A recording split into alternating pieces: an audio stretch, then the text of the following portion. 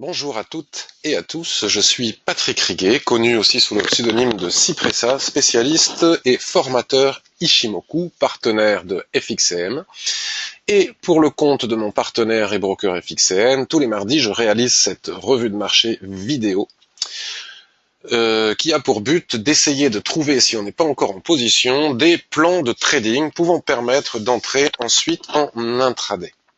Donc je vous laisse lire l'avertissement avant de passer directement à la revue de marché Ishimoku. Nous sommes donc le 2 août et il est 11h41. Donc tout le monde aura lu l'avertissement sur le fait que négocier sur marge sur le marché des devises ou via des produits CFD comporte un risque élevé et ne peut être recommandé à tout investisseur. Autrement dit, le trading c'est difficile, c'est dangereux, on peut perdre tout son capital, voire davantage. Il faut bien le comprendre. Passons maintenant à la revue de marché. Donc pour commencer, je vais vous montrer en toute transparence mon trade euro-USD qui est mal engagé. Vous voyez, ici et maintenant, je suis en train de perdre 39 points. J'ai ouvert ce trade vendredi à 15h, vendredi dernier, et je vous explique pourquoi.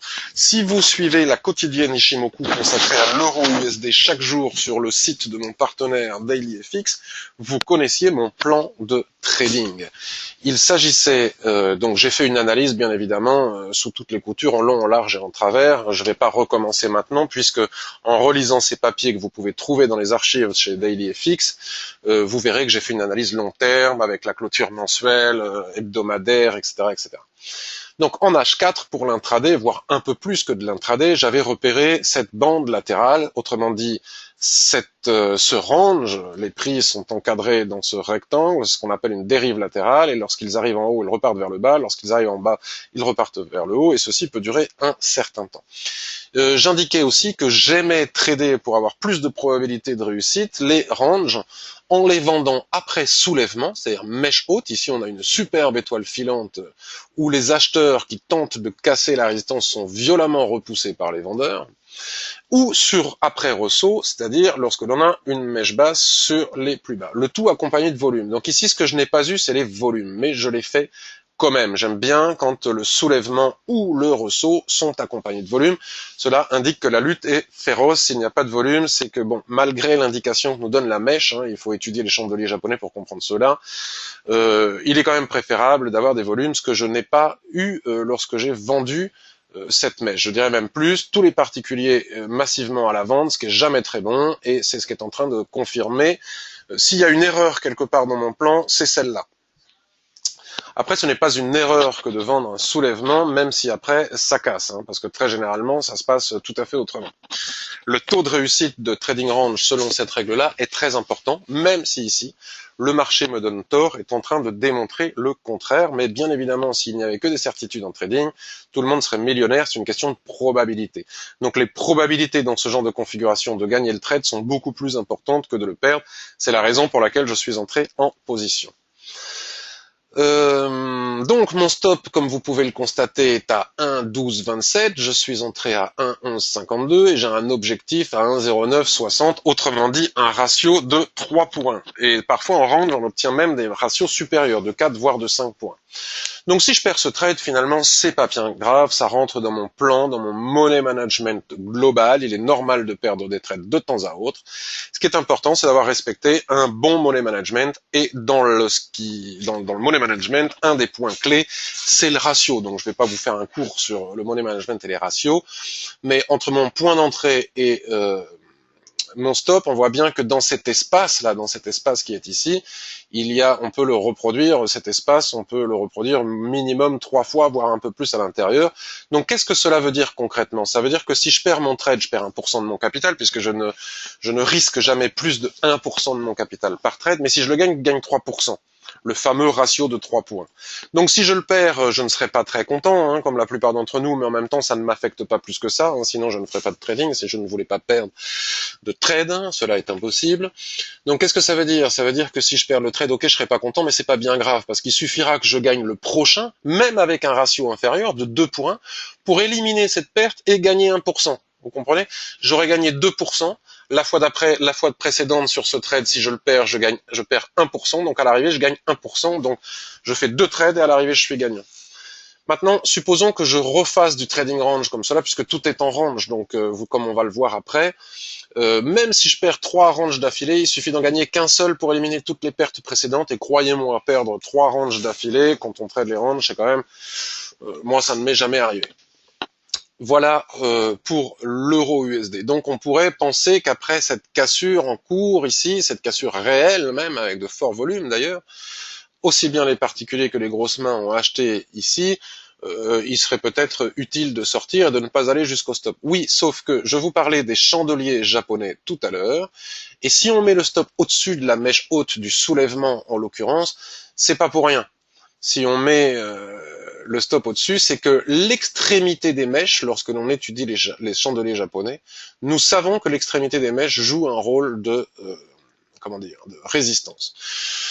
Donc, soit je vais perdre le trade, et à ce moment-là, je rappelle que je ne perds qu'1 pour cent, soit je peux attendre, suite à cette cassure qui éloigne les prix de la Tenkan-sen, je peux attendre un pullback et éventuellement sortir après le pullback, c'est-à-dire qu'au lieu de perdre 39 pips, j'en perdrai plus que 20 ou 25, ce qui me ramènera ma perte encore à 0,5 plutôt qu'à 1% de mon capital. Je vois aussi que la Kijun est restée très très loin, donc nous pourrions avoir un pullback qui me permettrait au minimum de sortir à 0. Donc voilà pour mon trade euro-USD.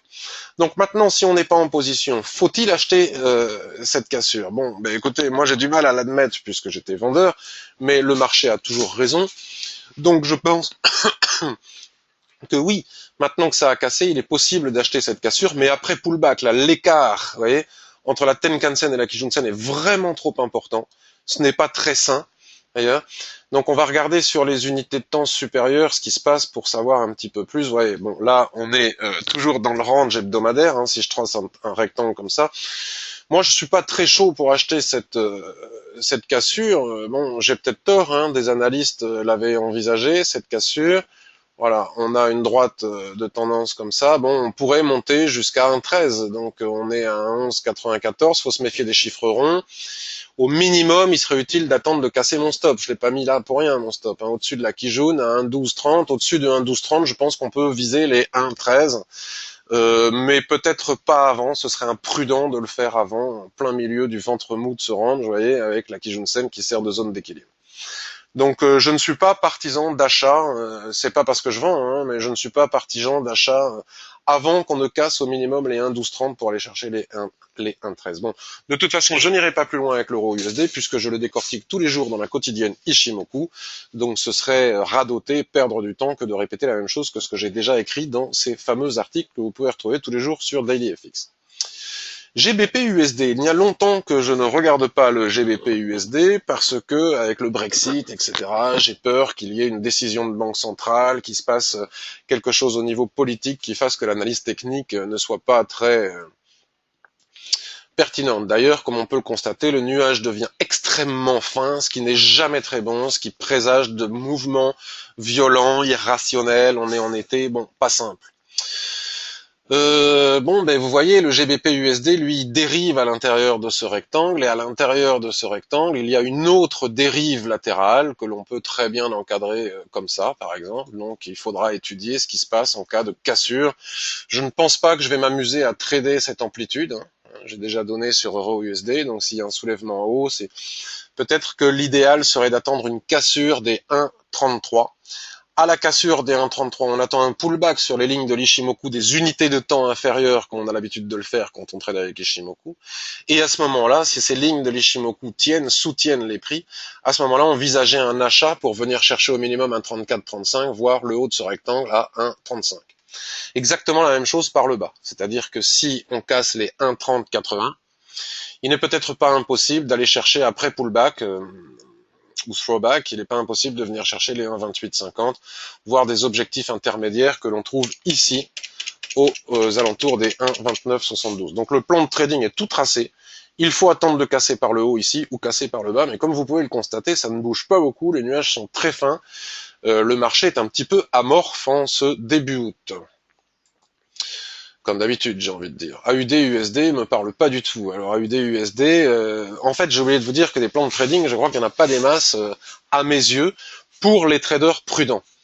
Le trading, c'est exactement comme une avenue dans le tiers-monde. Par exemple, prenez une grande ville en Chine, quand vous voulez traverser une 6 ou 7 voies, malgré les feux rouges, ben, vous pouvez attendre longtemps tellement le flux d'automobiles est important et on peut jamais traverser. Donc il y a les imprudents qui essayent quand même de traverser très vite pour gagner du temps.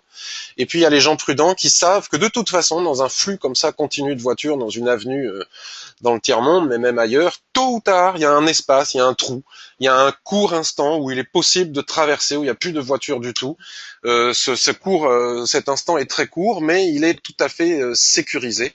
Et je pense qu'en trading, c'est la même chose. Il y a des périodes où il y a un flux de voitures permanente qui ne nous permet pas de rentrer en position. C'est compliqué, c'est pas propre. Et c'est dans ces moments-là que les traders particuliers perdent un maximum d'argent parce qu'ils veulent quand même trader, puisqu'ils ont l'obsession du trading, de l'entrée en position.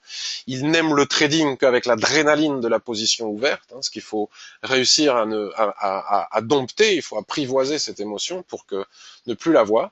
Et puis il y a les traders prudents qui eux vont attendre que le flux de voitures d'un seul coup, pour des raisons inconnues, s'estompe, et à ce moment-là il y a des espaces où on peut aller chercher 1, 2, 3 trades dans la semaine, voire sur 2 semaines, est largement suffisant pour faire exploser les compteurs des plus-values. Donc il n'y a absolument pas de nécessité de se précipiter. On attend, ça peut durer longtemps. Et il arrive d'attendre 2 semaines avant d'avoir d'un seul coup plein d'opportunités qui vont durer à peine une semaine et puis ça recommence. Bref, AUD, USD, vous voyez, dans cette dérive latérale, là on est dans la phase, bon ben on sait pas trop dans quelle phase on est, parce qu'on devrait être dans la phase descendante, puis finalement ça repart dans ce sens, ça ne veut pas revenir vraiment en haut, ça ne veut pas partir en bas, bref, en intraday, si on casse les 0,7620, faut quand même se méfier, parce que regardez des mèches qui sont ici, les prix n'ont pas toujours réussi en intraday à aller jusqu'en haut du range ici, peut-être qu'il est trop haut mon range, je vais l'abaisser pour plus de sécurité. La cassure des 0,7620 peut engendrer un trade vers 0,77. Donc pour ce faire, on va aller regarder ce qui se passe sur les unités de temps inférieures, et c'est pas si simple, parce que là il faut encore ajuster sur les plus hauts, donc là les prix n'ont pas réussi à y aller. Donc je vois pas pourquoi la prochaine fois ils réussiraient à y aller. Vous voyez, on est vraiment enfermé, on est vraiment très enfermé dans des boîtes qui s'incrustent elles-mêmes les unes dans les autres, un petit peu comme des poupées russes. On ouvre une boîte, il y a une boîte plus petite, donc là on a une boîte plus petite.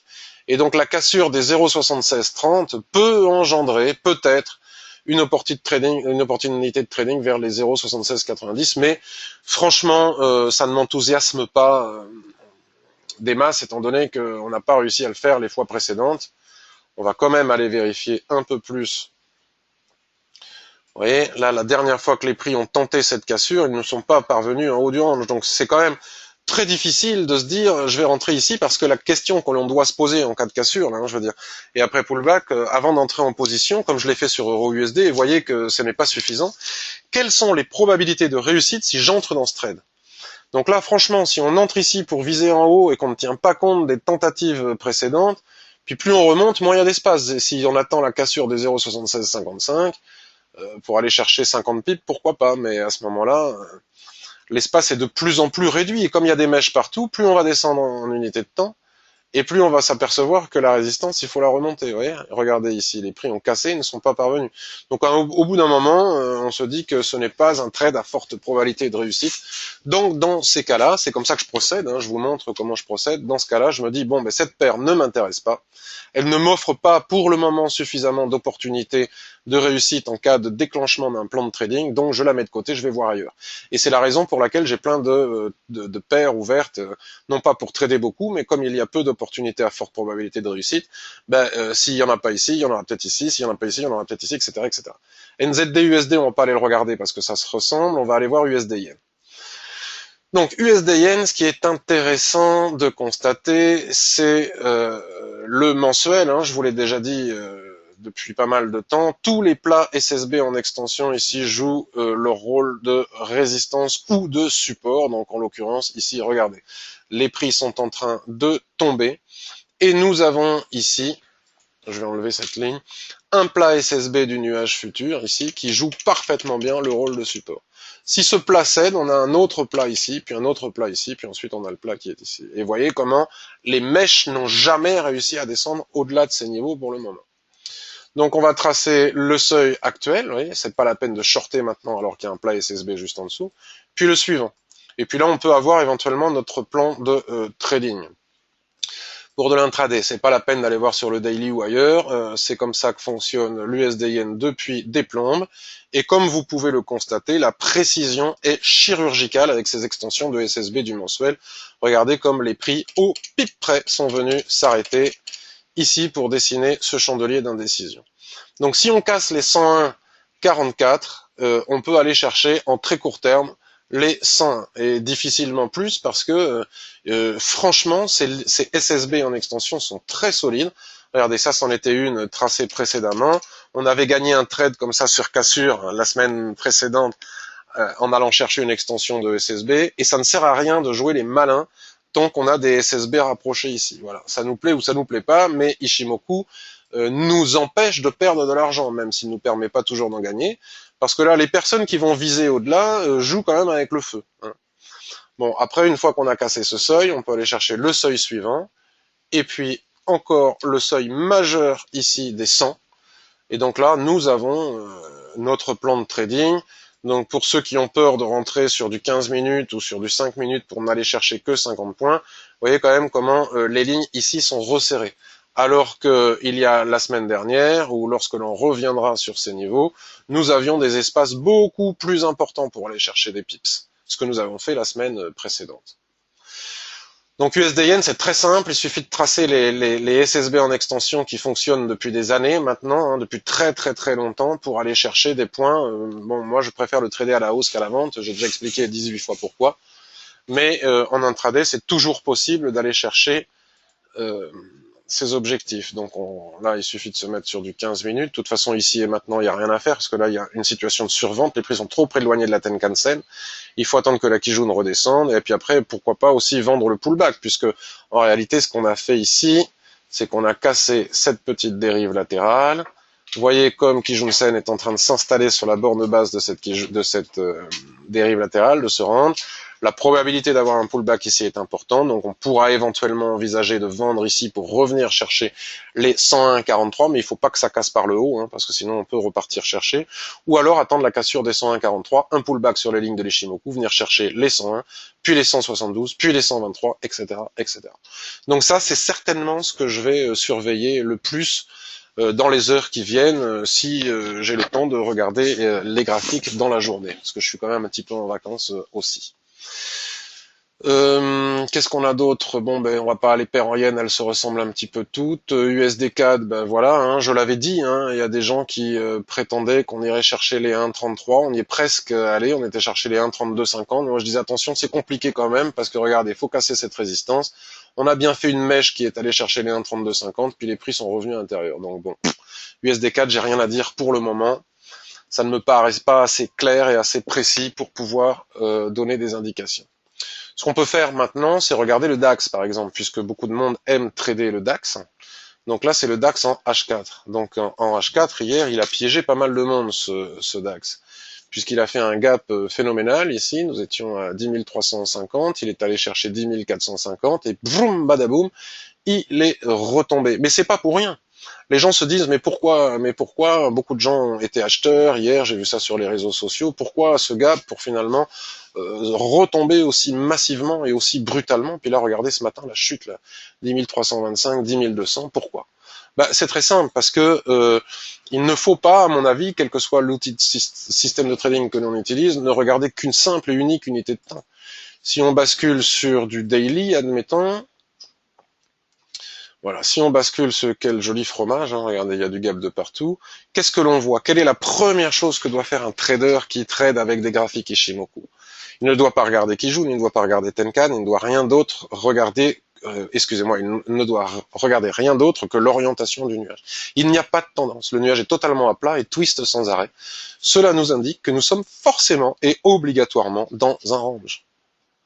Et ce qui s'est passé, c'est que suite au crash test des banques, au résultat du crash test des banques qu'il y a eu ce week-end, c'était selon moi très imprudent de rester vendredi en position over week-end. Les acheteurs qui sont restés ont eu beaucoup de chance, tant mieux pour eux, je les félicite. Mais si le crash test avait été négatif, le gap aurait été baissier. Donc là, le crash test a été positif, donc le gap a été haussier. Mais le gap s'est arrêté au pip près sur la borne haute de cette dérive latérale. Donc on tape la borne haute de la dérive latérale, on fait un avalement, et là, on redescend, tout simplement. C'est basique. Donc ceci étant dit, c'est bien mignon, mais je fais comment si je veux trader le DAX? Ben, le DAX, ben, il va falloir attendre aussi que le flux de voitures cesse sur l'avenue chinoise. Donc pour ceux qui prennent le webinaire en milieu de... Voilà, maintenant, il faut réécouter le début pour comprendre. Un petit peu compliqué là, franchement, fallait vendre soit en haut après le gap, là une fois qu'on avait... Déjà on pouvait vendre en haut hier après le gap pour combler le gap, hein, parce que souvent on comble surtout avec une résistance au-dessus. Mais là après cette telle chute, prédire comment rentrer en position maintenant, c'est un peu compliqué. Il faut au minimum un pullback, un throwback. Je n'ai pas de plan de trading ici et maintenant pour le DAX. Vendre ici et maintenant me paraît imprudent dans le sens où il y a quand même eu 4-5 séances bougies d'affilée de vente quand même assez importantes depuis 10 400 jusqu'à 10 100. On a perdu 10 500, on a perdu déjà 400 points. Ici, on est sur un support, hein, regardez. C'est un support. Alors, est-ce que ce support va relancer? Est-ce qu'on va rentrer en range entre ce support? C'est un petit peu tôt pour le savoir. Il faudrait aller jeter un œil sur le 15 minutes pour voir. Regardez le gap. Le gap a été comblé, paf, on casse la borne basse du gap, donc ça c'est très baissier, hein, quand on casse la borne basse du gap. On casse ici, ce matin, là je crois, et là on descend, donc on va peut-être faire un pullback sur la Kijun ici, et peut-être qu'une tendance intraday va se mettre en place, vous voyez. Il faut attendre, on n'a qu'un point ici, un point ici, il faudrait voir ce qui se passe pour éventuellement à la recassure de la Kijun aller chercher des points plus bas si on casse ce support. Mais ça ne me semble pas évident, moi je peux pas mentir, des fois j'ai de la clairvoyance, je vois des opportunités, là j'en vois pas, donc quand j'en vois pas, j'en vois pas. Pour comprendre un petit peu ce qui se passe sur le DAX, il faut aller voir le SP500. Donc si on met le SP500 sur un graphique hebdomadaire, tiens, ça c'est très intéressant. J'ai fait un très intéressant. J'ai fait du coaching il y a pas longtemps. Un monsieur qui a acheté la formation totale à l'Ishimoku, qui peut vous être remboursé par FXM selon certaines conditions si vous ouvrez un compte, etc. Voyez avec FXM, sinon qui ne coûte que 275 €, et où vous pouvez relire les témoignages en cliquant le témoignage dans mon livre d'or. Il me dit comment fait-on lorsque l'on est sur des plus hauts historique et qu'on n'a plus de repères comme les fameuses SSB, comme je vous ai montré sur l'USD Yen par exemple, ou d'autres lignes de l'Ishimoku. Mais on n'a pas le choix, on doit tracer les extensions de Fibonacci qui sont un outil extrêmement précis puisque c'est le dernier outil que tout le monde va regarder puisque plus personne n'a d'historique, plus personne n'a de repères, qui soient chartistes ou autres.